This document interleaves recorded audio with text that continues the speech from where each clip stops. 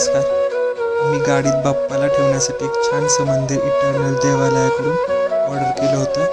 ते आज आलं. त्यांची पॅकिंग खूप छान होती आणि ते असेंबल करायला पण खूप सोपं आहे. आणि पुन्हा त्याच्यात बाप्पाला ठेवण्यासाठी पण खूप मस्त जागा आहे. ते गाडीत दिसायलाही खूप छान दिसतं आणि ते आमच्या अविन्यालाही खूप आवडलं. ती पण आम्हाला मदत करत होती